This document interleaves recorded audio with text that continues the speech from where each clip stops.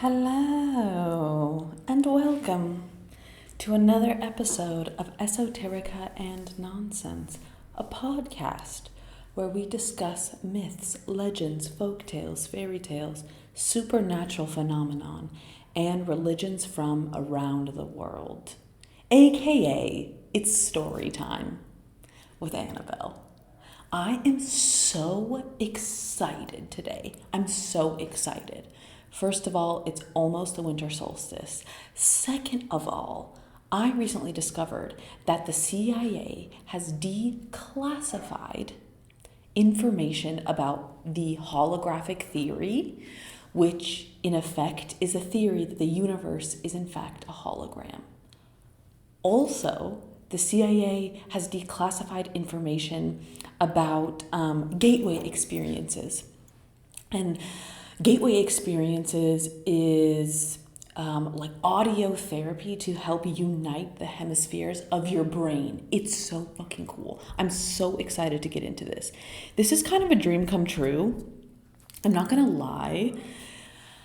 I have had like a lot of resentment just towards like education in general, because I remember growing up feeling like there was a lot of missing pieces in like scholastic learning. And I feel like often when I challenge them, maybe because I'm a woman and maybe because I wasn't an expert, people wouldn't take me seriously when I would challenge very obvious concepts that didn't seem completely thought through. And so when I was in high school and I started experimenting with things like mushrooms and I started smoking more weed, it actually became more obvious to me that we were living in a post-medieval era. This is what I call post-medievalism. But in effect, the world that we live in, especially like westernized, colonized world, is all in direct response to traumas and misinformation from the medieval age. Of course, we've learned a lot of things about health and sanitation, but there's still just a lot of dogma that we don't realize that it seeps into everything. So why am I bringing this up? Because when I was 16, 17, I skipped school one day and I went to Half Price Books in downtown Berkeley. And I was in the metaphysics section and I discovered this book called The Holographic Universe. And I picked it up without knowing anything about it. I bought it for a couple bucks and I started reading it. And it was so intriguing that I ended up skipping so much school so I could read this book. Because in school, I just couldn't fucking care less. I couldn't fucking care less. And this book was fascinating. It changed my whole life. And really, it is a quantum physicist who describes the holographic theory because he had a huge amount of what we would call supernatural experiences happen to him throughout his life. And he allegedly came from a family that considered themselves to be psychic. And he didn't even believe in these things until he was a teenager and he started experiencing these telekinetic episodes. And so he ended up deciding to study quantum physics. And through his studies discovered that much earlier in the 40s, a physicist had actually come up with a theory to explain a lot of things that we consider supernatural, which is the theory that our universe is a hologram and everything within that universe, including our bodies, including our minds, is a hologram, which really means that we're all made out of light and that light is interwoven like a fabric. And so our thoughts, our beliefs, our words truly change the fabric of reality on an anatomic level. It's incredible. So we're going to get into that today. We're going to talk about the 29-page declassified document. I can put it in my show notes. You can literally just Google. You can go on Google and type in declassified CIA holographic universe or gateway experience. And it's there. It's 29 pages. It's pretty like brief, But you don't have to do your own research if you don't want, because I did it for you. But go for it. Go look at it. Follow along with me. So, in a nutshell, this document that the CIA declassified is a report that examines gateway experiences, which are a training system developed by the Monroe Institute, and it's aimed at expanding consciousness and facilitating out-of-body experiences through brain hemisphere synchronization. So this is often known as hemisync. Hemisync equals hemisphere synchronization. You can actually also go on YouTube, and there's like recorded audios. They sound like they're from the 70s because there's like a white guy who has like a close your eyes. It just sounds super like 70s, but essentially it's like sound therapy. And I actually just did my first one this morning. It was wild. And there's like over 60 videos. If you type in gateway experiences audio, you'll be able to find what I'm talking about. It's a playlist, and it's like some old school shit. It's pretty wild. I highly recommend. So in a nutshell, these documents talk about the hemisphere synchronization technique, aka the hemisync technique. And like I mentioned, it uses audio stimuli to synchronize brainwave frequencies between the left and right hemispheres. This enhances focus and coherence. The process is designed to alter consciousness, enabling people to transcend physical limitations and access intuitive knowledge, aka astral travel, Akashic reading, like all of that. So this technique, known as gateway experiences, is slightly different than things that we know of, such as hypnosis, transcendental meditation, biofeedback. And this is truly a unique approach to achieving altered states of consciousness. So basically, these hemisync techniques induce specific brainwave patterns that aim to relax the left hemisphere and place the body in a sleep-like state. And so just as a reminder, the left hemisphere is more of our analytical self. This is this type of, we're trained to use our left brain. Our left brain connects to the right side of the body. That's why they have us all write with our right hand. This is about logical thinking, analytical thinking, what we consider like quote unquote masculine energy, or really just like external sun energy. Whereas the right brain corresponds to the left side of the body, and this has more to do with conceptual thinking, art, creation. It's a lot more, it's just scratched my mic. A lot more enigmatic. Okay, so through this audio-induced brainwave pattern, it aims to relax the left hemisphere of the brain to place the body in a sleep-like state and achieve coherence between both hemispheres. The synchronization is believed to facilitate altered states of consciousness and out-of-body experiences. This CIA report suggests, there are the peppers. They're on cue every time. Every time. I'm drinking some Gingermay, if you can't tell. I don't know if you can hear on the pod. I'm actually video recording right now. I feel like I need to tell you if you're only listening. I'm experimenting with also making this a video component podcast. Check me out on YouTube. I'm trying to stay cool and hip, people, but I feel like a geriatric millennial. Even though I'm on the younger end, I just feel so old. I guess I've always felt that way. Anyway, stay on track, Annabelle. Stay on track. So this CIA report suggests that gateway experiences could allow individuals to access various levels of intuitive knowledge and transcend time and space. This is huge. This means that the CIA has been dabbing their little beaks into astral travel, remote viewing. I mean, technically, we've always known that they've been doing remote viewing. And if they're declassifying this means that they're like 30 years ahead. But this is exciting. This is so exciting. The petty part of me just feels vindicated because I have been talking about this kind of stuff for so long, and so many people look at me like I'm crazy. And the CIA is already on it. The CIA has been on it since the fucking 70s. Get with it, people. So let's get into some of the meat, shall we?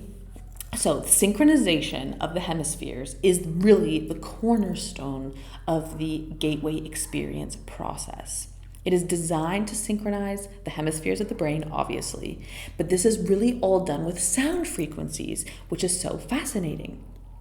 So basically, the first thing that is used in this technique is known as binaural beats. And the binaural beats are created from using two slightly different frequencies played at the same time in each ear. So, for example, often they will play a sound frequency that is 100 hertz in your left ear, and in your right ear play a frequency of 104.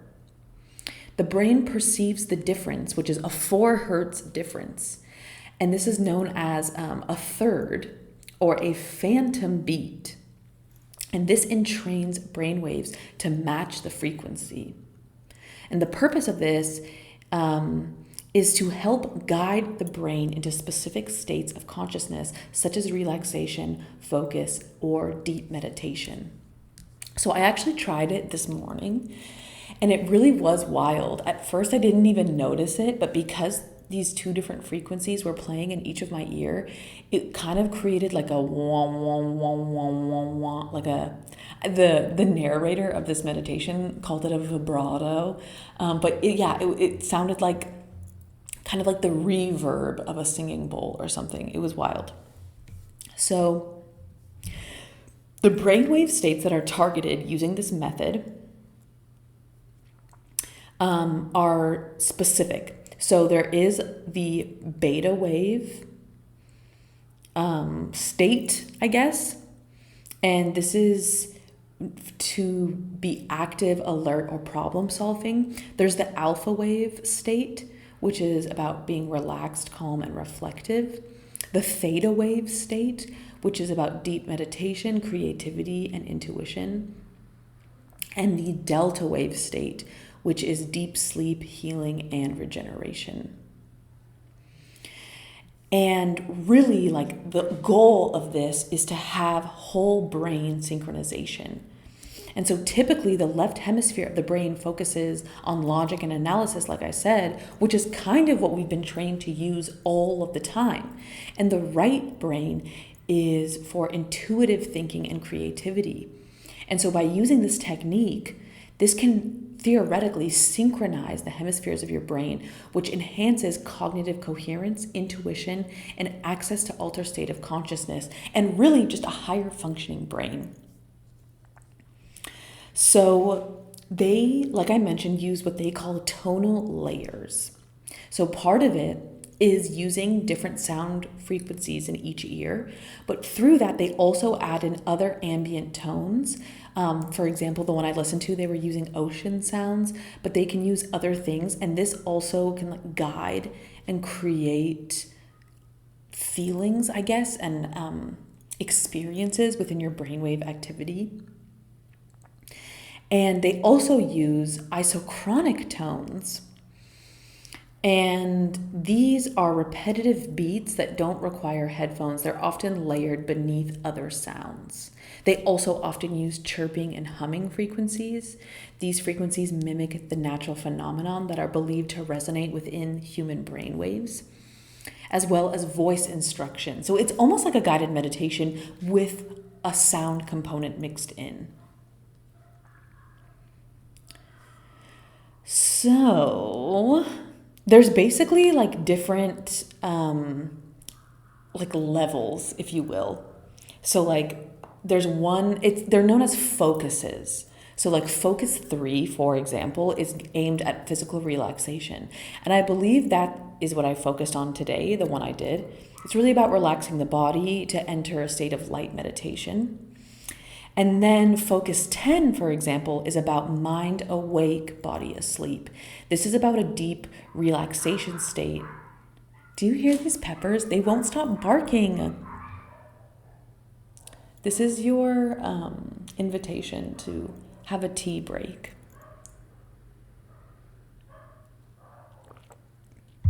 Have some tea, little pepper.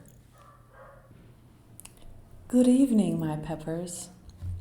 Do you ever sit and wonder, how can I help the world? Things sometimes feel like they're going to shit. The world feels like it's on fire. What can we do? Well, I have a small act of kindness in mind. Our planet is a plant kingdom planet. The plants are the basis of all life. Plants have allowed living organisms to thrive. Why not plant some more plants? Now, maybe you don't know very much, you say. Annabelle, I don't know very much about plants. That's totally okay. Perhaps start with a succulent. Most succulents barely need water, maybe once a month. And honestly, they do best with little to no water. Also, you can propagate more succulents from single leaves. I highly recommend an agave. Agave is incredible. It's easy, it's low maintenance, and you can use it for face masks. Maybe, perhaps, you live in a house or you have a property where you can plant a tree. Even something simple like a lemon tree. If every human being planted one tree tomorrow, that would be almost 8 billion more trees on planet Earth. With more trees, that is more housing and food for animals. It is more oxygen for us to breathe. We live symbiotically with plants.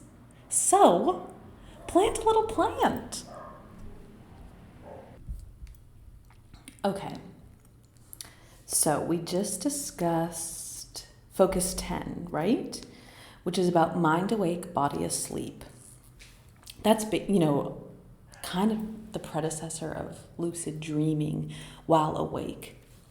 And then there is focus 12, which is also known as expanded awareness. And this is a technique that is used to move you into a state of heightened perception. There is focus 15, which is the experience of no time, experiencing a sense of timelessness and infinite possibilities. And then there is focus 21, which is the experience of other realities, exploring non-physical dimensions. And these are allegedly the things that gateway experiences aim to help you with. It's really just using sounds and cues to send you on these journeys. It's pretty amazing. It's remarkable. So, the other thing that is mentioned in this document, like I said earlier, is what I'm most excited about. And this is the holographic theory, the holographic nature of reality. So I'm going to talk about the bullet points. Honestly, this document from the CIA is pretty brief. It's 29 pages, but it's it's not that good, honestly. So I'm going to talk about the bullet points, but then I have a copy of the Holographic Universe with me, and I'm going to read some specific excerpts just to plant a seed of excitement in you, because this is no joke. This is the real deal. It's so exciting. I also highly recommend that you read the book. It's pretty dense, but it is so worth it. It's incredible.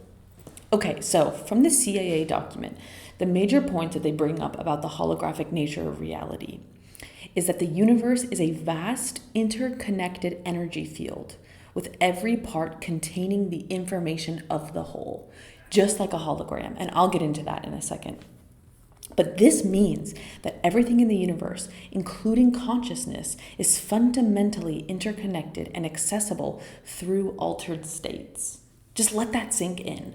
The entire universe across time is accessible through every cell in your body, including your mind. That's wild. And so there's also part of that is that your brain itself is a hologram. The brain functions as a holographic device, decoding information from the universal energy field into sensory and conscious experiences. The gateway experience aims to tap into this mechanism. Damn it. I keep hitting my mic. I'm sorry. I'm just speaking so with compassion. Okay. So these gateway experiences aim to tap into the mechanism of your brain decoding holographic information, which allows individuals to access the full spectrum of reality and consciousness. And they address energy vibrations and the quantum field. The physical world is described as a projection of underlying vibratory patterns. These patterns are interpreted by the brain into our perception of space, time, and matter. By altering brainwave frequencies using this hemisphere synchronization practice, participants can synchronize with these vibratory patterns, effectively tuning their bodies and minds into different layers of reality. It's literally so cool. And I think that a lot of us have always known this intuitively, but I think it can be so hard with the society that we've built to tap into these things. And we sometimes second guess ourselves and stop believing. But as children, we were super tapped into these things. Like our emotions could really change our entire experience of the world, and they still do. But it's so pivotal. The things that we feel, the things that we think are truly shaping the actual layer of reality that we're in. So wild. Okay, so the Holographic Universe was written by a man named Michael Talbot, who, like I mentioned, was a quantum physicist. And he talks about what a hologram is. And in a nutshell, a hologram is condensed light that is woven into itself that creates a 3D image, but it's really just light. But what's interesting about a hologram is that each piece of the hologram contains the whole. And so what does that mean? They have done studies where they take a piece of holographic film, and interestingly, holographic film does not look like what you think. For example, regular film, let's say from a film camera, when you look at the negative of an image, it's really just the same thing, right? If you take a photo and then you look at the negative, it's the same image, just with tonal, it's kind of like a black and white negative space versus positive space. Whereas with holographic film, the two-dimensional image looks almost like the surface of water, and someone has dropped pebbles into it. So you get these like rippling effect. It looks like the surface of water with ripples. But that image could be something like a bouquet of flowers, for example. But what's fascinating is that you could cut this negative, which is the film. You could cut it into a bunch of pieces, and even the tiniest scrap, just a tiny little teensy tiny piece of this film will still project the entire image of the bouquet of flowers. It will just be blurrier and less crispy. But there's no one specific place that are certain anatomical pieces of the image. The entire film has the makeup of the whole. That's wild. And so he talks about the vastness of the human memory. And they have done studies clinically, especially back in the day when they were like lobotomizing people, where they were trying to pinpoint where memory was stored in the brain. But interestingly, they started removing pieces of brain from people. And they also did this study with mice. And as long as the human or mouse had enough brain to like function and like walk, they still could remember. It just, their memory would get hazier, but they wouldn't necessarily forget everything. Like every single part of the brain contains memory. And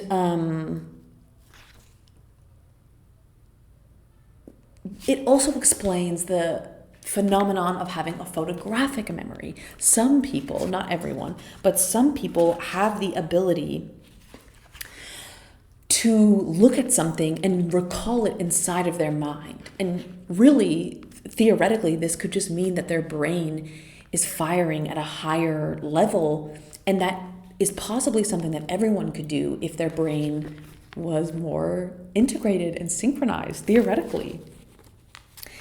And what's interesting about the holographic theory is that it was developed mostly by two different scientists who came by the theory for two different reasons.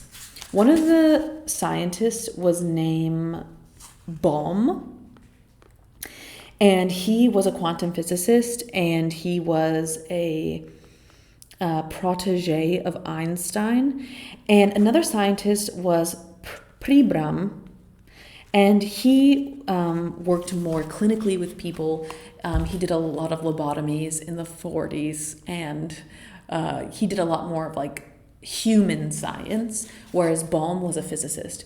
And both of them came to these conclusions on their own and worked off of each other's work.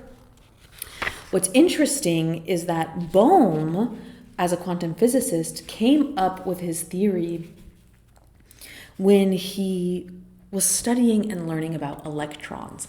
And this is where I get excited, because I will never forget in the 6th grade learning about electrons.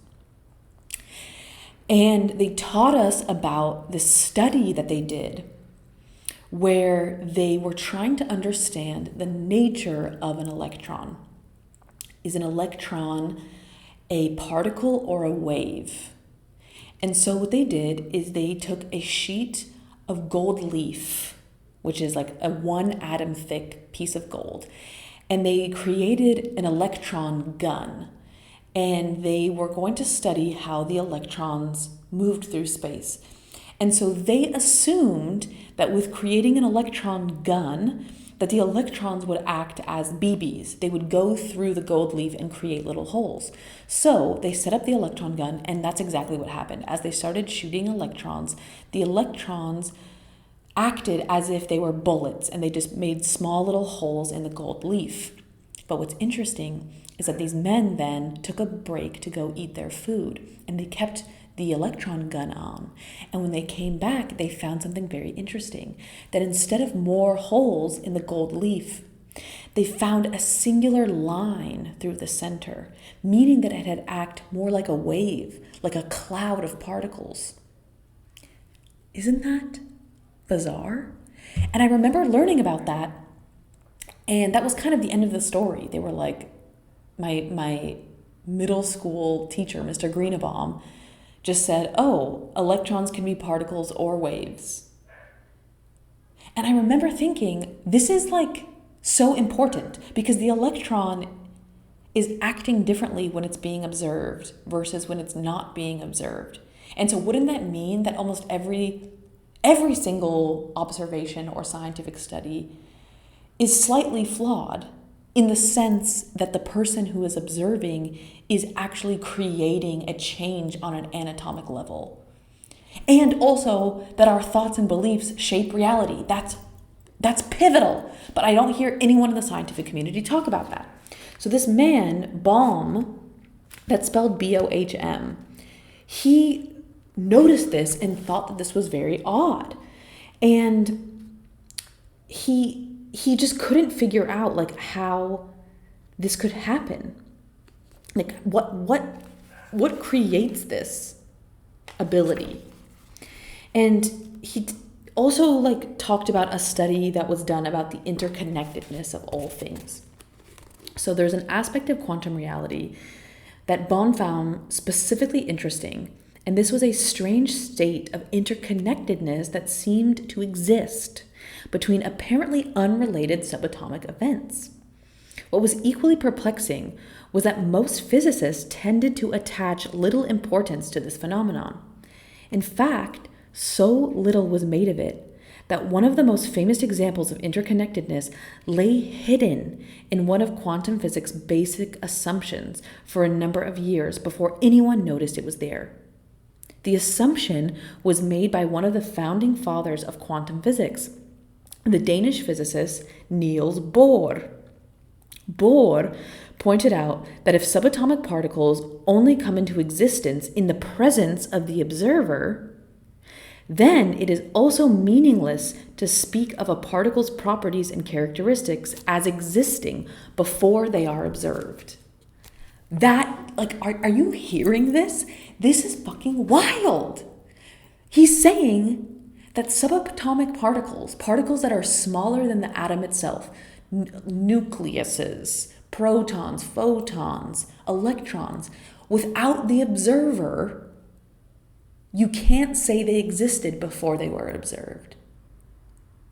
That is wild. This concept was disturbing to many physicists. Yeah, because they're all stupid little men who can't wrap their stupid little minds around this obvious concept. We're all made out of energy, people. Hello? Because much of science was based on discovering the properties of phenomenon. But if the act of observation actually helped create the existence of properties, what did that imply about the future of science? Exactly. If your own observing of something creates its existence, what does that say about every single scientific study? It's not entirely true. And our understanding of reality is flawed and silly and simple and stupid.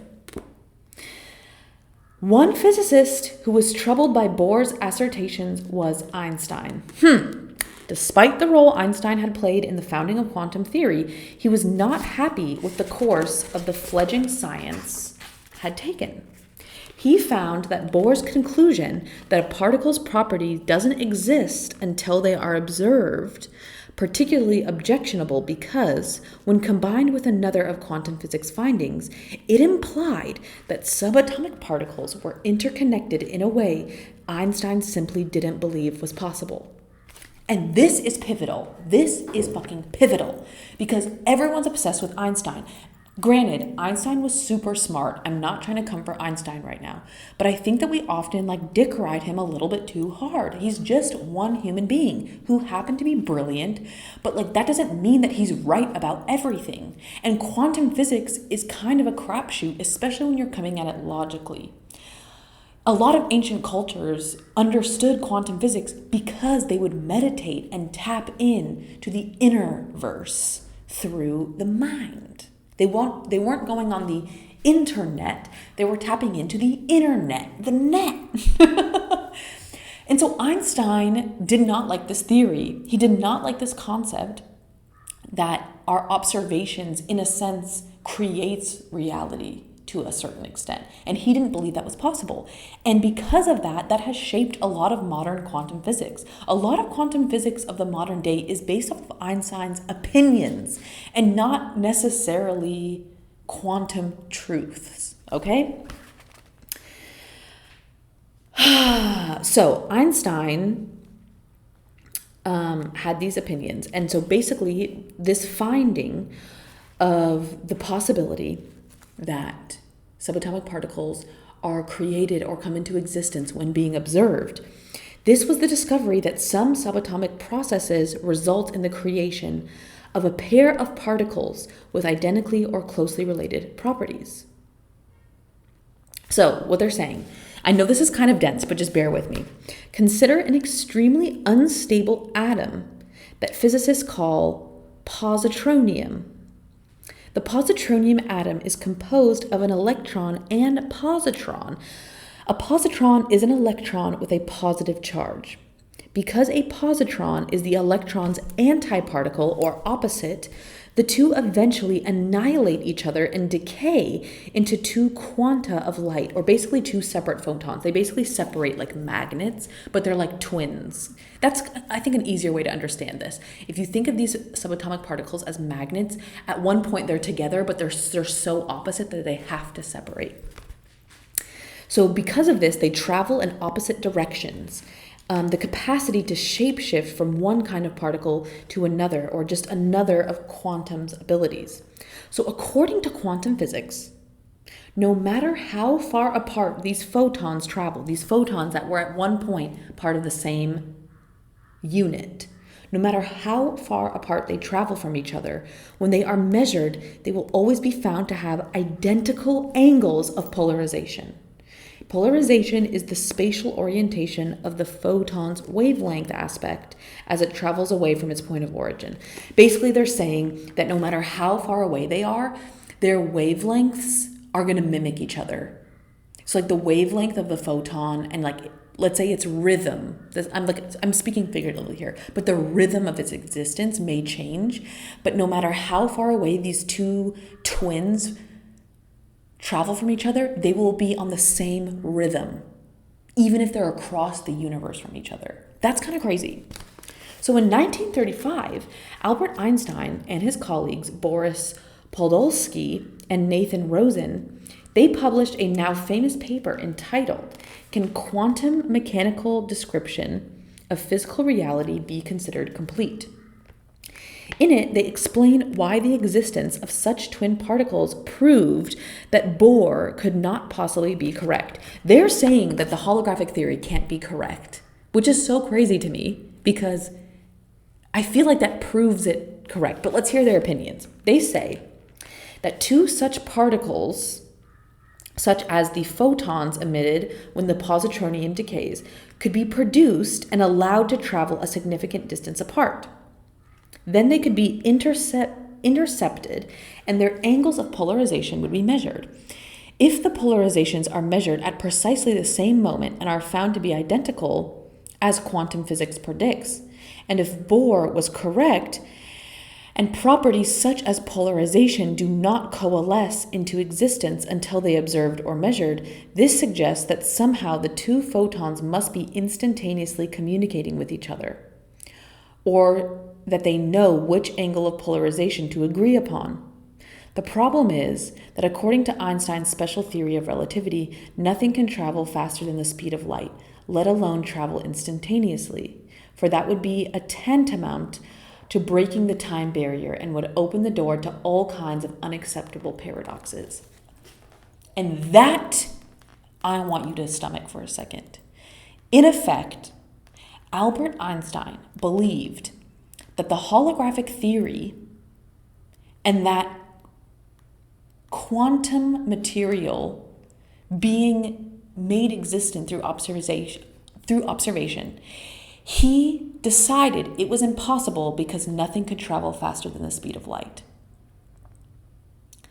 However, consciousness doesn't necessarily need to travel. Because what if consciousness was a web, like a hologram, a fabric of consciousness? Therefore, theoretically, if our universe was a hologram, information wouldn't necessarily need to travel. Information would exist across the fabric, and things would be tapped in. Do you see what I'm saying? And I just, this is just so pivotal to me. This is kind of why this book changed my life, because I have always felt, not even just with science, but so much of reality is misunderstood by human beings. And this book really helped me see the building blocks of our reality. Of course, Einstein is so smart, but because it was his opinion that information couldn't travel faster than the speed of light, and that two photons on the opposite side of the universe couldn't be in sync with each other, therefore, in his opinion, the holographic theory can't exist. Let's take a break. Hello, dear peppers. Thank you so much for listening to the podcast. I would love to hear from you. I would love to hear your ghost stories, the fairy tales you heard growing up, the weird visions that you've had, lucid dreams, nightmares, freaky deaky stuff. Please email in at esotericaandnonsense@gmail.com. And if you're comfortable, I will read your story on the podcast. If you are a fan, I would love to invite you to check out my online store. The link is in my show notes. I have merchandise for the podcast. There's tumblers, there's sweatshirts, there's t-shirts, as well as a whole bunch of other original art of mine that I am selling. Thank you so much. And if you are a Gold Star fan, you can check me out on Patreon. Every monthly donation helps me tremendously as I am doing this show solo, baby. Stay hydrated. Love you. And we're back. I'm getting super fired up. This shit gets me so fired up. It's so cool. This is your reminder to have a sip of tea or water, because we're really going to get into it. I'm going to skip through the book right now because I could literally read this whole book to you. Maybe I could do that on my Patreon. I could just read entire books to you guys. But another aspect of this book, the reason why this book is so amazing is that it really kind of touches on everything. So you could be someone who really responds to math, and they actually have math equations in this book talking about quantum physics. Obviously, that doesn't really help me understand, but there is a lot of other examples that they use. So, for example, this book talks about dreams as part of the holographic universe.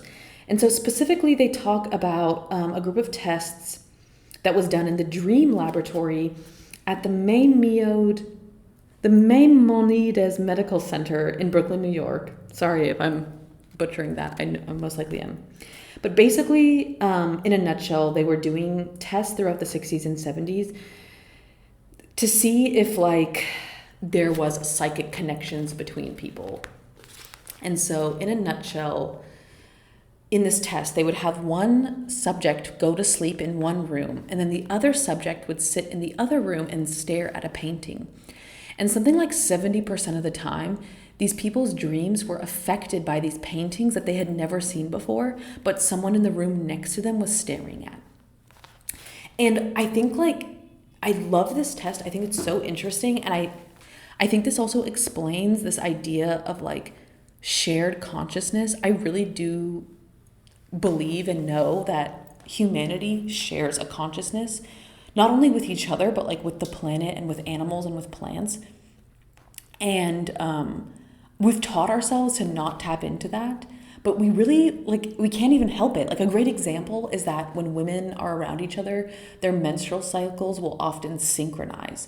So even if you don't cognitively think or know someone's cycle, your body is already connecting and communing with them. Or maybe you've had a dream where you've seen something in the future, or you've had a dream where you visited a friend. These things are kind of wild, right? And they're kind of hard to explain. But with the holographic theory, they become a lot easier to contextualize, right? Because technically, we're all connected, and that even my body has the map of the entire universe, which means that my body also has the map of your body, or your dog's body, or the body of the agave plant up the street. Do you know what I mean? We're all interconnected, literally, because we all contain the information of the whole within every cell of our body. And then another interesting thing that they talk about is psychosis. And they talked about different psychological studies that they did on people, both people who considered themselves to be psychic and people who had clinical disorders that are classified, such as schizophrenia, or even things like multiple personality disorder. And they talked about this being a possibility, that these individuals are somehow able to peer beyond ordinary explicate reality and glimpse into deeper and more holographic qualities of our universe.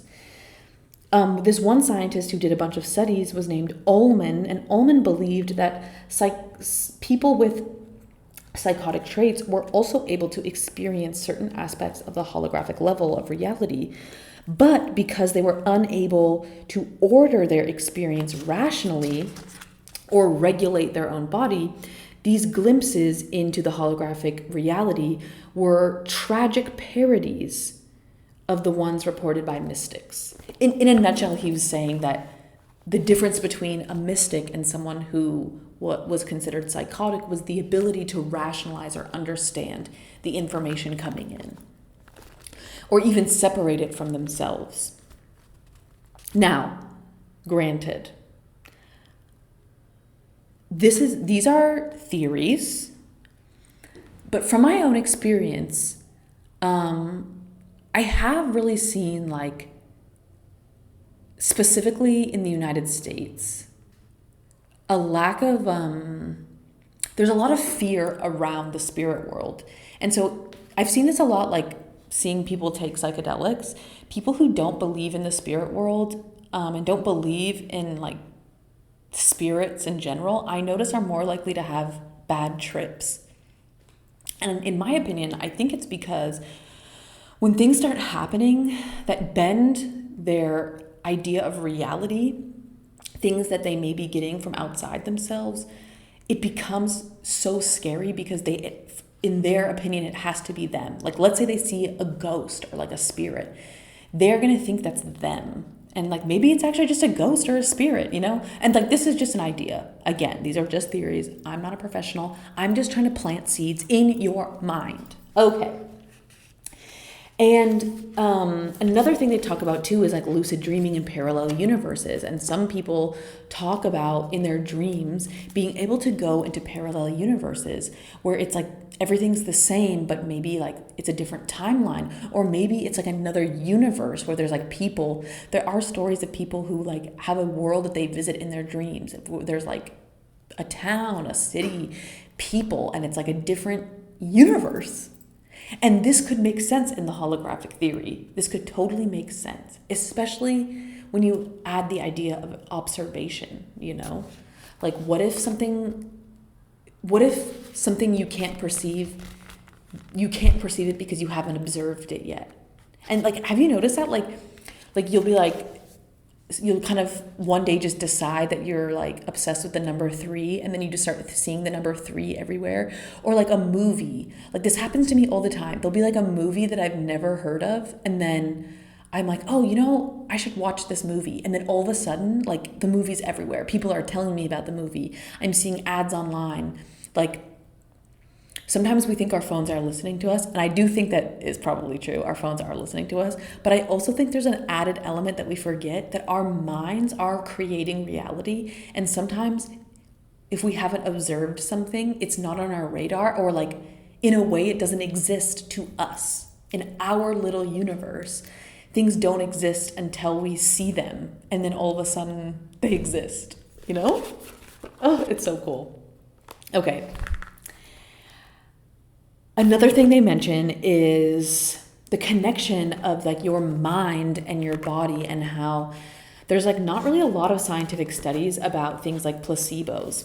You know, like we all know about the placebo effect, that you can tell someone that a medication works and it could be a tic tac, and if they really believe in it, it will heal their body. And there are stories of people with terminal illnesses who through meditation and visualization were able to get rid of it. And this idea, again, feeds into the holographic theory. And of course, it takes persistence and time. But like, just theoretically, for argument's sake, like what if you had a terminal illness and every time someone talked about it with you, it was like, you're going to die. You're not going to heal from this. This is impossible to heal from. You know, like, and if you're getting these thoughts, it makes it that much harder to heal, because if your mind is really creating reality, it's also creating part of the illness.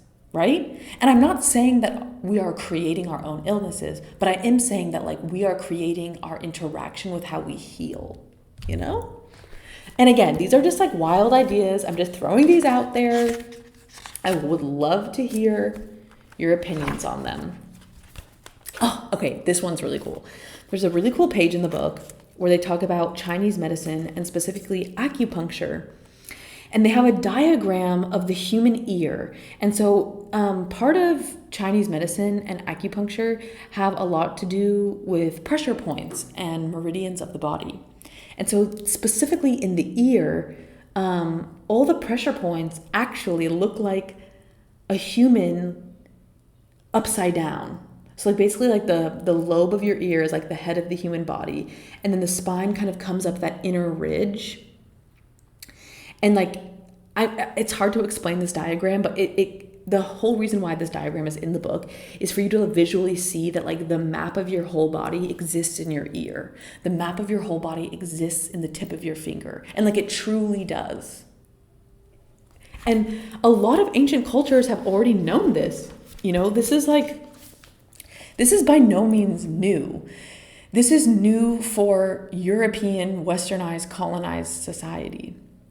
But every indigenous culture, including white culture, because there are indigenous white cultures before they were colonized, they practice what we would consider shamanism, or basically spiritual practices.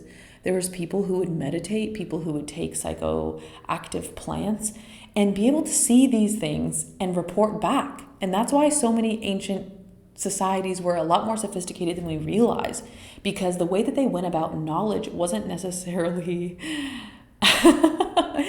as like, dare I say, like barbaric or maybe like medieval as ours. The reason why I say that the scientific method we use is medieval is because it really only relies on our sight and like maybe our other senses. But there are so many other things that fall into place, and specifically our own consciousness. Our own consciousness is vast and it extends beyond our body, right?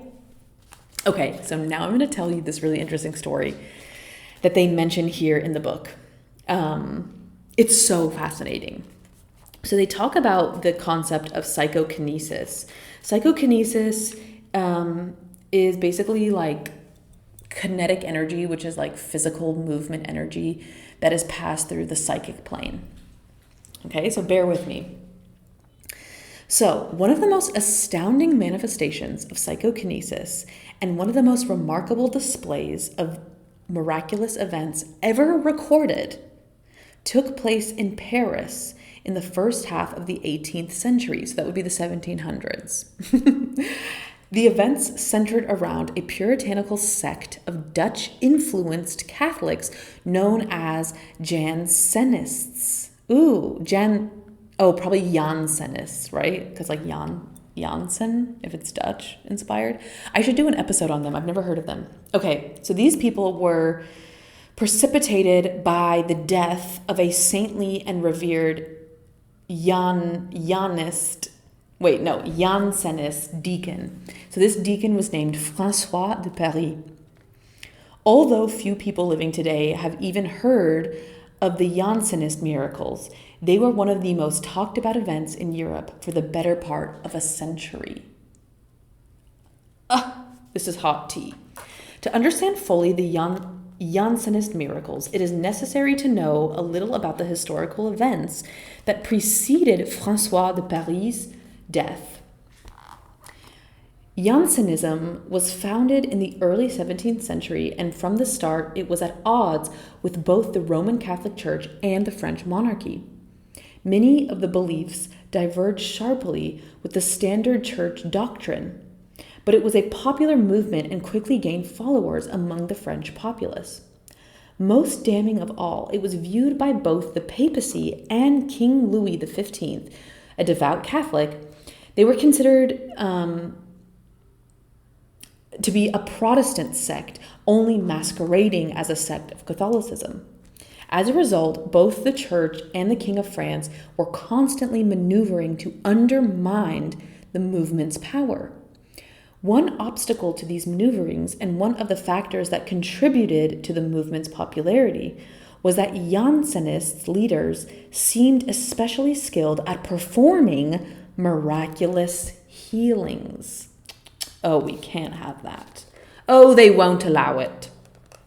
Nonetheless, the church and the monarchy persevered, causing fierce debates to rage throughout France. It was on May 1st, May Day, 1727, at the height of this power struggle, that François de Paris died and was interred in the parish cemetery of Saint-Merced, Paris. When I like read French, it's so I feel like the French people are rolling their eyes because I'm not saying it perfectly, and Americans are like, talk different, but I just can't, it hurts to say it incorrectly, even though I probably am. Okay.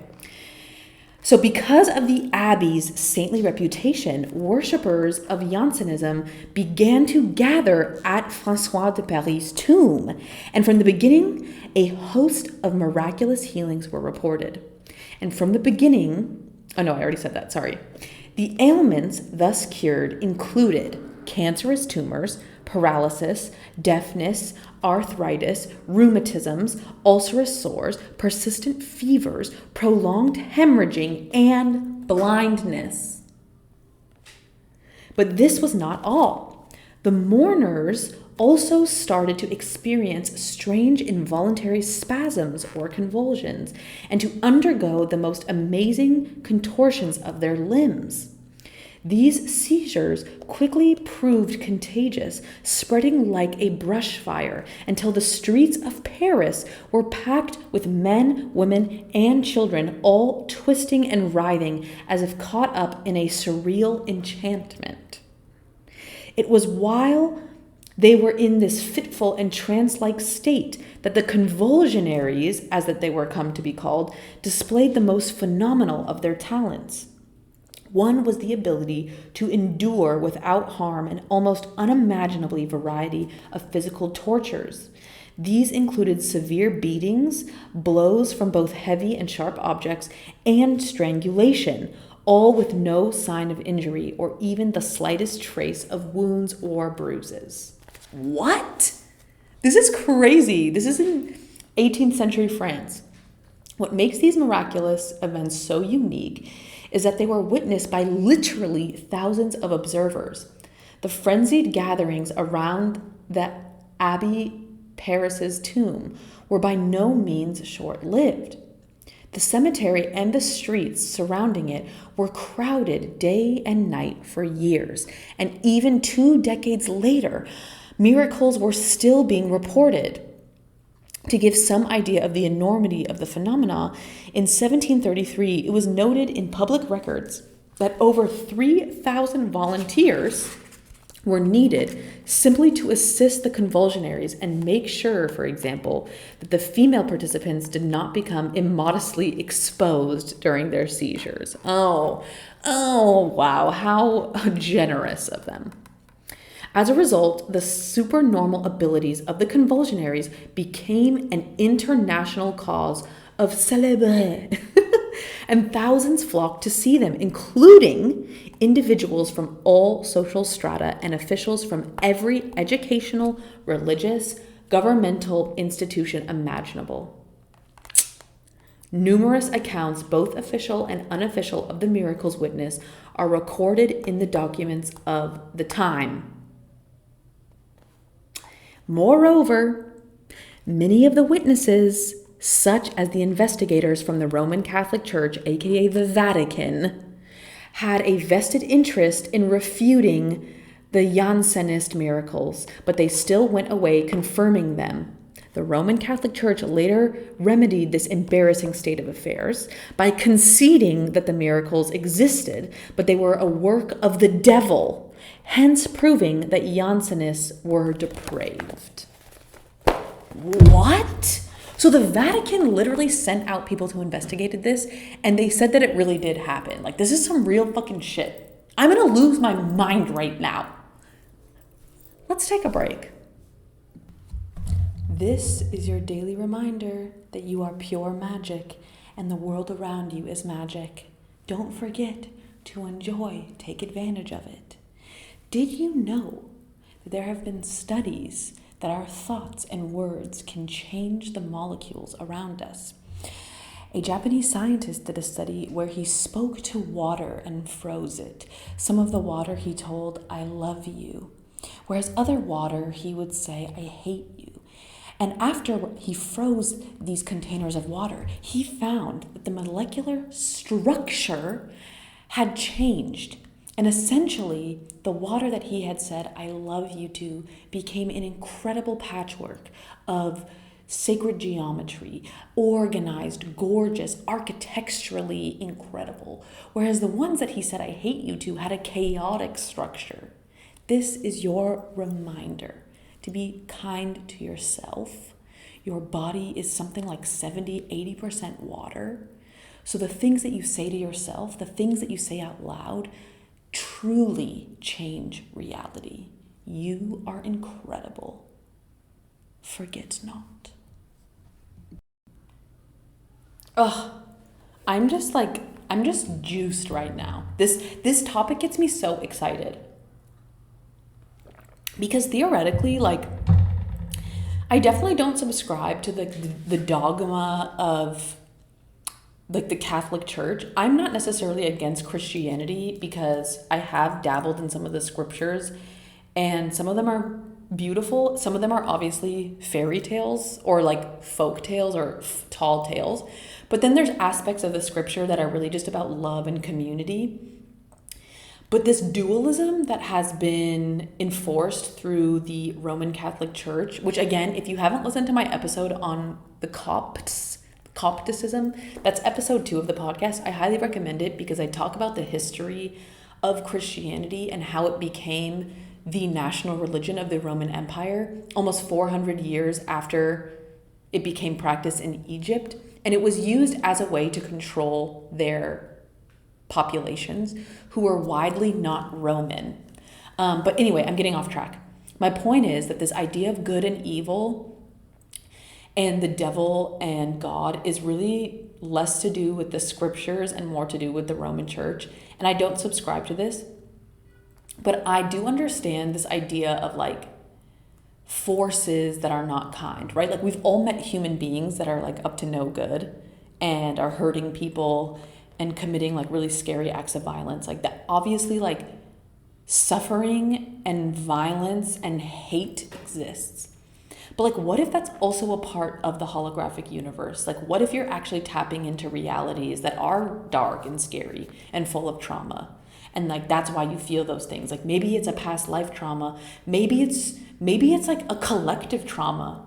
If there's layers of reality, maybe you're tapping into that. So anyway, my point is, I can understand why the Roman Catholic Church was terrified of these Jansenist miracles that were happening in Paris. I can understand why they would associate that with the devil. But what's so interesting to me, and maybe this is them telling on themselves, is that it sounds like a lot of these miracles were healing people. People's chronic illnesses were disappearing, including blindness, which, if that's true, that's wild.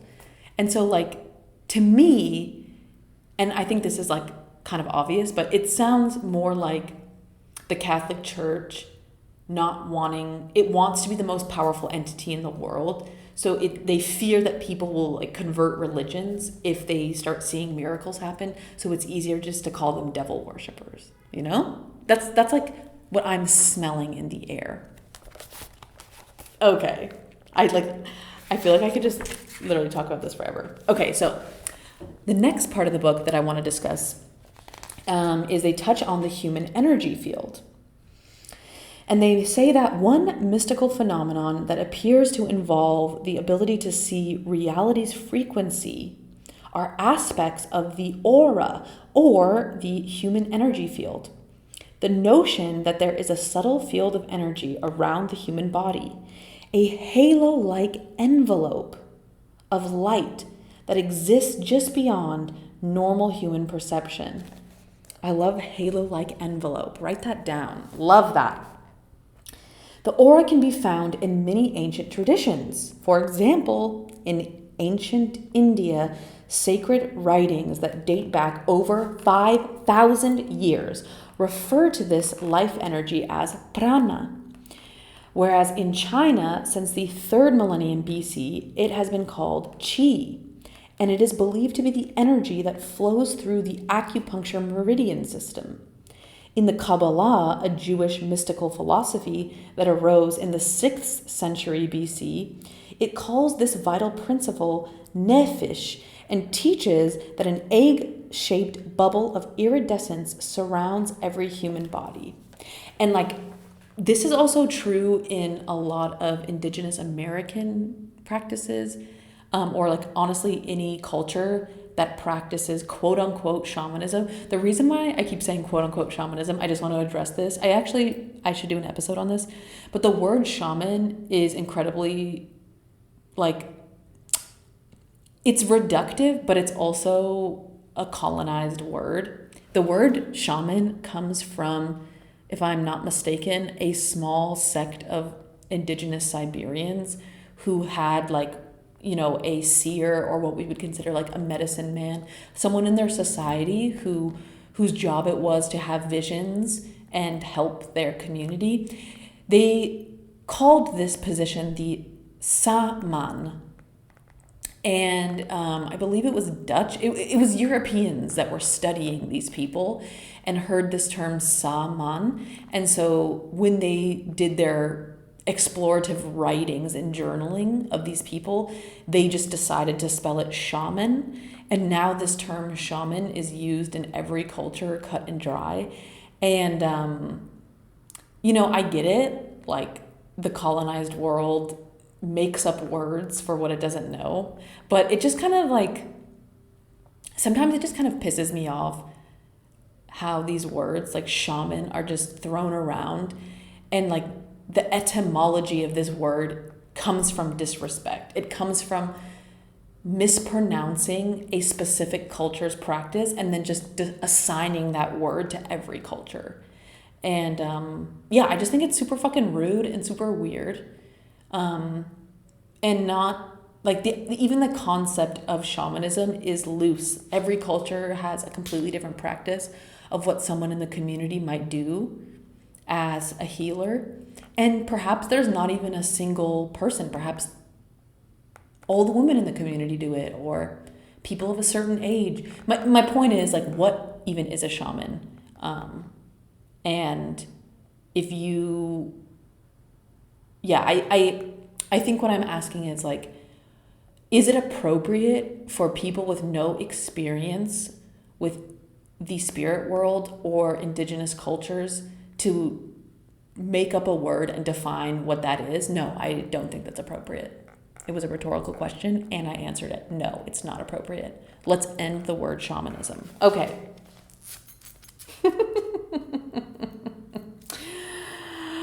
Okay, so we're talking about the egg shape. Oh, yeah. Okay, wait, sorry. I got off track.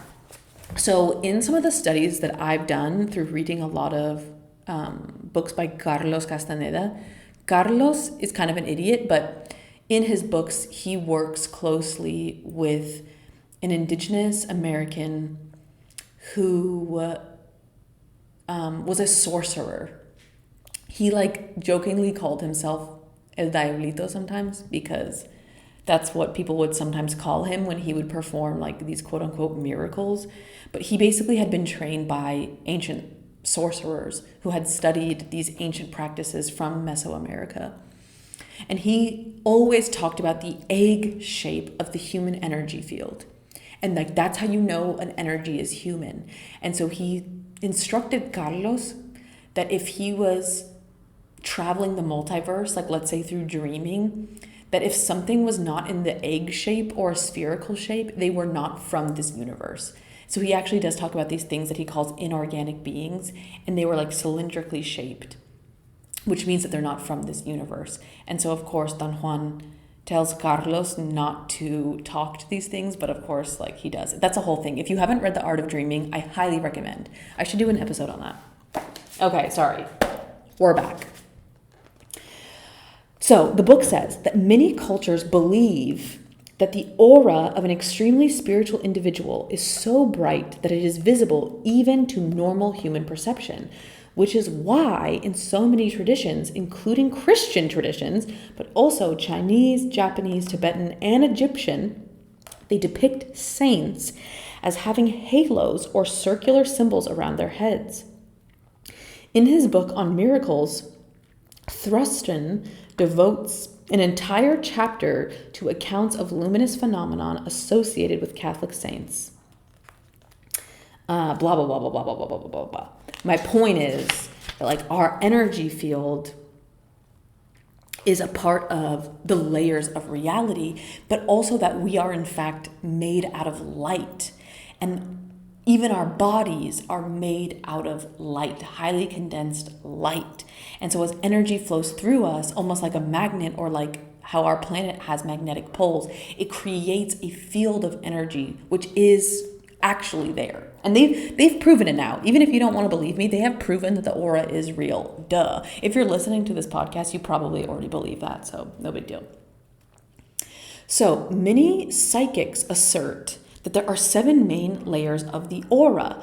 These are known as subtle bodies, each progressively less dense than the one before it, and each increasingly more difficult to see. Different schools of thought refer to these energy bodies by different names. One common system of nomenclature. I don't like that word. It refers to the first 4 of layers of the energy body. They call them the etheric body, the astral body, or the emotional body.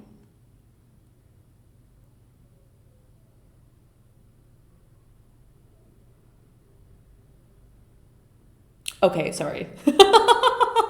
Wait, sorry, I got confused. Okay, so what they're saying is that the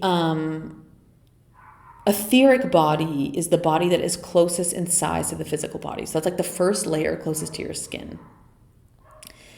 And this is the energy blueprint that is most closely involved in guiding and shaping the growth of the physical body.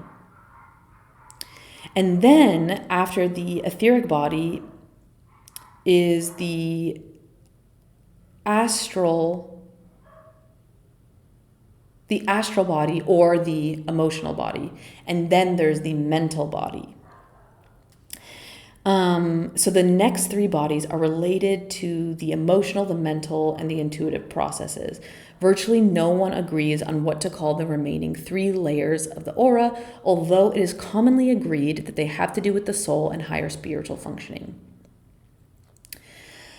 So from what I understand, when I took this really interesting meditation course years ago, that like the layers of your aura have more to do with energy. So basically, the closer the layer is to your body, it's more related to your body. And the further out it goes, it's more related to like your spirit self. And your spirit self could be incredibly complex. Like your spirit self could theoretically be in other parts of the universe right now. It could be living other lives.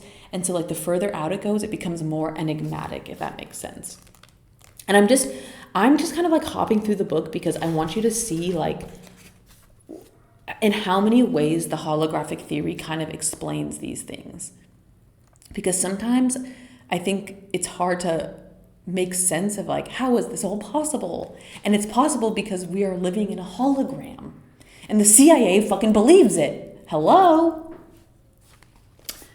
Okay, let's see. I feel like I'm going to skip a few things. So this book also kind of mentions a little bit about the past and the future, and like with this idea of the holographic theory, that the past is actually never gone, but exists in a way in like its own universe. Therefore, like you would be able to access any time of the past through your consciousness as well as the future. But what's interesting about that is that there are theoretically multiple futures. And in a way, there's multiple pasts, depending on like which reality you're in, which dimension you're in, what planet you're on, like which layer of reality. But they talk about like time and space. And technically, it's all a map that is existing simultaneously versus, from our experience, being like a linear existence of time where like the past disappears and the future is yet to happen. With the holographic theory, everything already exists as is. Isn't this so creepy? Okay, so here's the part I'm really excited to talk about. So this is the concept as your thoughts being builders. Okay, bear with me. So basically, the idea that some deeply unconscious and even spiritual part of us can reach across the boundaries of time and is responsible for our destiny can also be found in many ancient spiritual traditions and their sources. So basically what they're saying is like our own thoughts can build reality, but they can also access time, access the past, access the future, access quote unquote psychic phenomenon. So according to the Batak people of Indonesia, everything a person experiences is determined by his or her soul, or tondi, which reincarnates from one body to the next and is a medium capable of reproducing not only the behavior, but the physical attributes of the person's former self. The Ojibwe Indigenous Americans also believed a person's life is scripted by an invisible spirit or soul and is laid out in a manner that promotes growth and development. If a person dies without completing all the lessons they need to learn, their spirit body returns and is reborn into another physical body. The kahunas call this invisible aspect the aumakua, or the high self. It is the unconscious portion of a person that can see the parts of the future that are crystallized or quote unquote set. It is also the part of us that is responsible for creating our own destiny, but it is not alone in this process. Like many of the researchers mentioned in this book, the kahunas believe that thoughts are things and they are composed of subtle energetic substances. In effect, this means that our hopes, our fears, our plans, our worries, guilts, dreams, and imaginations do not vanish after leaving our mind, but they are turned into thought forms, and these too become some of the rough strands from which the high self weaves for our future. That is just so important. That is so important. Like, I really feel like we don't take that seriously enough. Like, our words truly create reality. And I talk about this in my one episode, Autobiography of a Yogi, where Yogananda talks about his childhood and he would say things and they would come true. And he talks a lot about honesty. And like, when you are an honest person, your words carry more gravity. And like, the more you lie or even are sarcastic or say things you don't mean, your words lose potency. And therefore, your ability to shape reality becomes less powerful. And like, that's like really what I want to leave you with today. Like, the exciting part of all of this, the holographic theory, gateway experiences, is that our thoughts are as equally real as our physical body. And that's exciting because we can actually shape reality and it's not hopeless. We can build a reality that can be whatever we want. For me, I would love a reality where human beings are kind to each other, where we are creative, where we plant incredible gardens and forests, where the earth has an abundance of fresh food, and we don't have the need to fight or hurt each other or abuse each other, and we can enjoy this beautiful paradise. Enjoy the sun, enjoy swimming, enjoy reading, enjoy writing, and to really get creative. And that's really what our thoughts are. Our thoughts are a source of creation. And I think that's really important to own, because I think a lot of us don't think about that. And without realizing, we are thinking things about ourselves that are hurtful. We're thinking things about each other that are hurtful. And we're manifesting a dystopian future that doesn't necessarily have to happen. And with the holographic theory, all of our questions can be answered. That's so cool. And like, none of us are more powerful than the other. Like, we're all equally as powerful and magical. It's really exciting. It's really, really, really exciting. I highly recommend you buy this book, The Holographic Universe. It's dense, but you could just do like a small, each chapter is like divided into digestible bits. So you could like do one digestible bit a day and like really just let it sink in. And like get creative, get excited. I really would love to see humanity find ways to find meaningful repair within ourselves and with each other so that we can enjoy this beautiful paradise planet. And plant forests. Hello. The more forests we have more food, we have more temperature regulation, we have more precipitation. Life becomes easier. Money actually grows on trees. We don't really need money. Food grows on trees. Trees are everything. We should all just plant more trees. We should all plant trees this year. Anyway, I'm super hyped. Thank you so much for listening. I have so much love and respect for you. I'm so excited for you. Let us create the future that you want. We all deserve to live the future that we want, especially if it revolves around ending systemic violence and oppression. Have the most beautiful day, evening. Drink some tea.